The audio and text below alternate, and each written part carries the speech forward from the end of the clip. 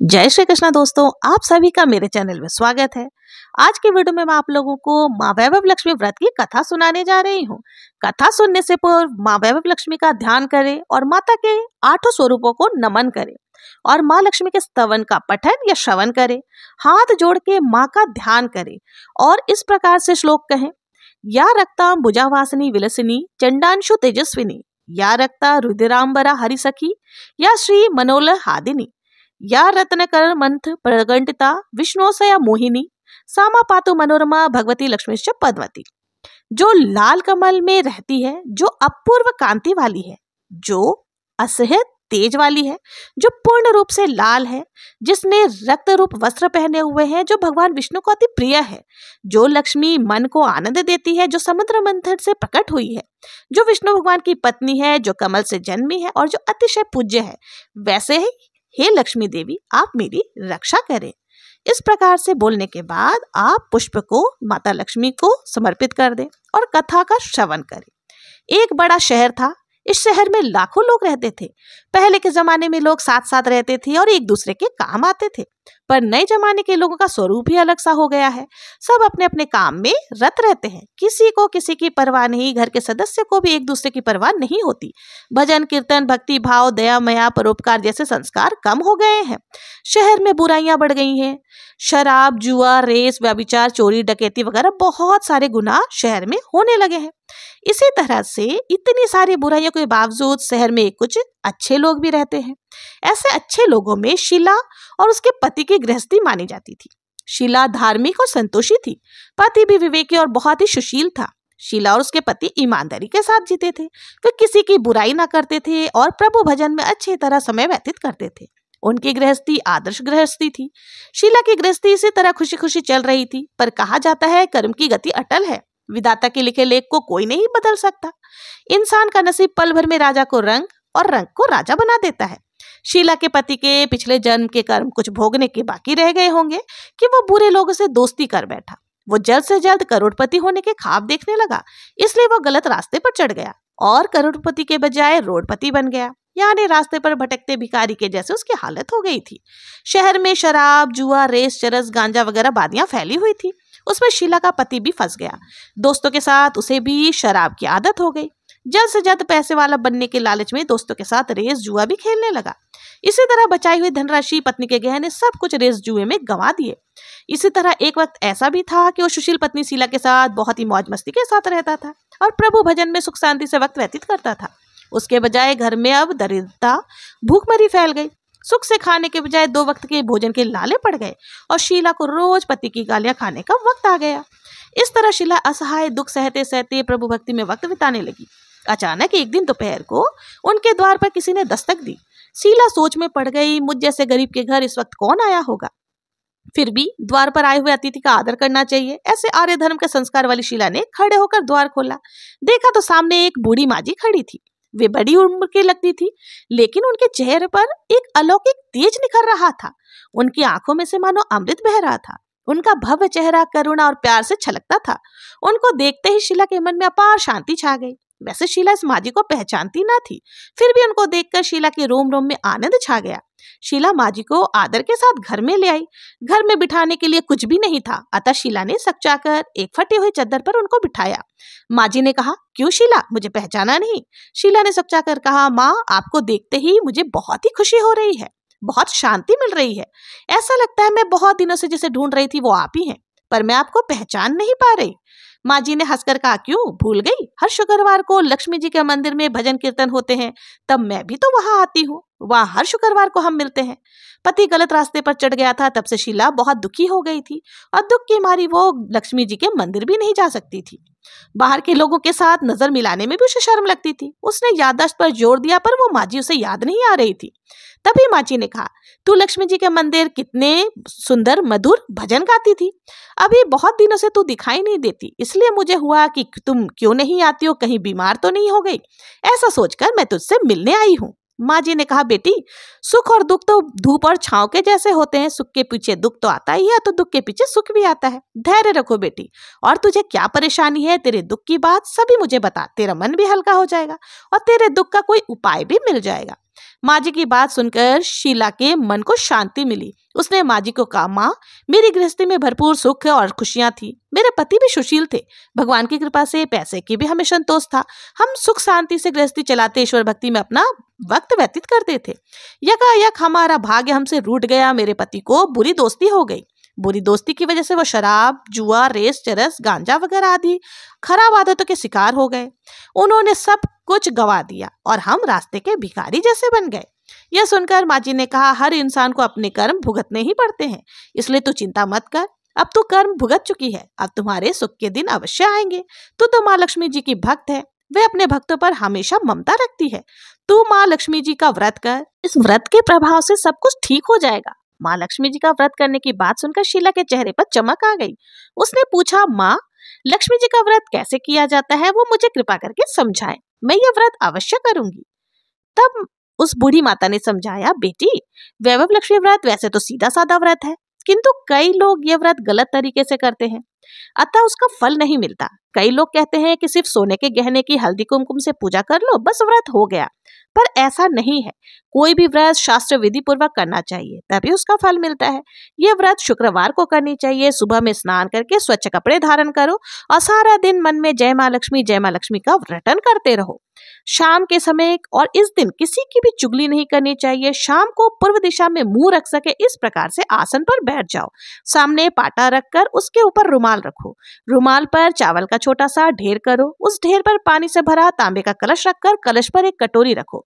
उस कटोरी में एक सोने का गहना रखो। सोने का ना हो तो चांदी का भी चलेगा, चांदी का ना हो तो नगद रुपया भी चलेगा। बाद में घी का दीपक जलाकर, धूप बत्ती जलाकर फिर पूजन करो। माँ लक्ष्मी जी के बहुत से स्वरूप है और माँ लक्ष्मी जी को श्रीयंत्र अत्यंत प्रिय है। अतः वैभव लक्ष्मी पूजन में विधि वक्त करते समय सर्वप्रथम हमें श्रीयंत्र जी की पूजा करनी चाहिए और लक्ष्मी जी के विविध स्वरूपों को सच्चे दिल से दर्शन करो। इस प्रकार से आपको पूजन शुरू करनी है। उसके बाद लक्ष्मी स्तवन का पाठ करो। बाद में कटोरी में रखे हुए गहने या रुपये पर हल्दी कुमकुम चावल चढ़ाकर पूजन करो। लाल रंग का पुष्प चढ़ाओ। शाम को कोई मीठी चीज का भोग बनाकर उनका प्रसाद रखो। ना हो सके तो शक्कर या गुड़ भी चल सकता है। फिर आरती करके 11 बार सच्चे हृदय से जय माँ लक्ष्मी का रटन करो। बाद में 11 या 21 शुक्रवार ये व्रत जितने भी आपने करने का दृढ़ संकल्प लिया है वो माँ के सामने रखो। आपकी हर मनोकामना वो पूरी करने के लिए माता रानी से निवेदन करो। फिर माँ का प्रसाद बांट दो और थोड़ा प्रसाद अपने लिए रखो। अगर हो सके तो सारा दिन उपवास रखो और सिर्फ ये प्रसाद खाकर ही शुक्रवार का व्रत करो। लेकिन शक्ति ना हो तो एक बार शाम को प्रसाद ग्रहण करते समय खाना खा लो। अगर थोड़ी भी शक्ति ना हो तो 2 बार भी भोजन कर सकते हैं। बाद में कटोरी में रखा हुआ गहना या रुपया उठा लें। कलश का पानी तुलसी क्यारे में डाल दें और चावल पक्षियों को डाल दो। इस व्रत के प्रभाव से सभी प्रकार की विपत्ति दूर होती है और आदमी मालामाल हो जाता है।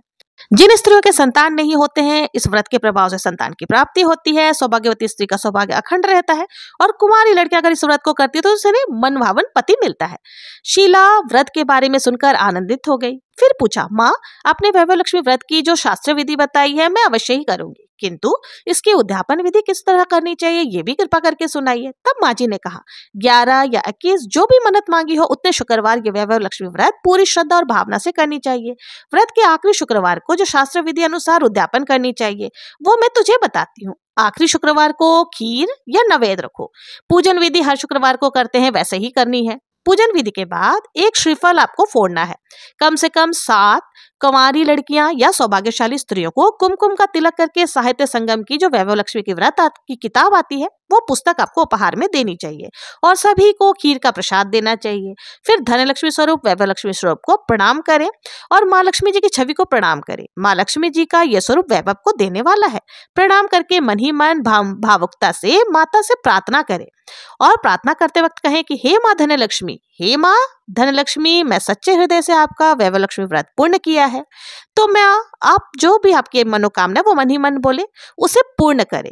हमारा सबका कल्याण करें। जिसके संतान ना हो उसे संतान देना, सौभाग्यशाली स्त्री का सौभाग्य अखंड करना, कुंवारी लड़कियों को मनभावन पति देना। इस प्रकार से बोलते हुए आपका ये चमत्कारिक वैभव लक्ष्मी व्रत जो भी करे उनकी सभी विपत्तियों को दूर करना, सबको सुखी करना। हे माँ, आपकी महिमा अपरंपार है। इस तरह से माता की प्रार्थना करके माँ लक्ष्मी जी का धनलक्ष्मी स्वरूप को भाव से वंदन करें। शीला ने संकल्प करके आंखें खोली तो सामने कोई ना था। वो विस्मित हो गई कि माँ जी कहाँ गई। ये माँ जी दूसरा कोई और नहीं था, साक्षात लक्ष्मी माता ही थी। जो शीला लक्ष्मी माता की भक्त थी, इसलिए अपने भक्त को रास्ता दिखाने के लिए माँ लक्ष्मी माँ जी का रूप धारण करके, यानी कि बूढ़ी महिला का रूप धारण करके शीला के पास आई थी। दूसरे दिन शुक्रवार था। सवेरे स्नान करके स्वच्छ कपड़े आदि पहनकर शीला मनी मन श्रद्धा से पूरे भाव से जय माँ लक्ष्मी का रटन करने लगी। सारा दिन किसी की चुगली नहीं की। शाम हुई तब हाथ मुंह धोकर शीला पूर्व दिशा में मुंह करके बैठी। घर में पहले सोने के बहुत सारे गहने थे, पर पति देव के गलत रास्ते पर चढ़ने पर सारे गहने गिरवी रख दिए थे, पर नाक की लौंग बच गई थी। तो शीला ने नाक की लौंग को धो करके कटोरी में रख दी। पाटे पर रुमाल रखकर मुट्ठी पर चावल का ढेर किया, उस पर तांबे का कलश रखकर उसमें पानी भरा और उसके ऊपर लौंग वाली कटोरी रखी। फिर जैसे माँ जी ने कही थी शास्त्र विधि अनुसार वैभव लक्ष्मी व्रत किया। यह प्रसाद पहले पति को खिलाया। प्रसाद खाते ही पति के स्वभाव में फर्क पड़ गया। उस दिन उसके पति ने ना उसको मारा ना सताया। शीला को बहुत आनंद हुआ। उसके मन में वैभव लक्ष्मी व्रत के प्रति श्रद्धा और बढ़ गई। शीला ने पूर्ण श्रद्धा भाव से 21 शुक्रवार को माँ जी के कहे अनुसार वैभव लक्ष्मी व्रत किया और फिर उसका उद्यापन विधि करके 7 स्त्रियों को वैभव लक्ष्मी व्रत की 7 पुस्तकें उपहार में दी। फिर माता जी के धन लक्ष्मी स्वरूप को प्रणाम किया और छवि को वंदन करके भाव से मनी मन प्रार्थना करने लगी। हे माँ धन लक्ष्मी, मैंने आपका वैभव लक्ष्मी व्रत करने की मन्नत मांगी थी, वो व्रत आज पूर्ण किया।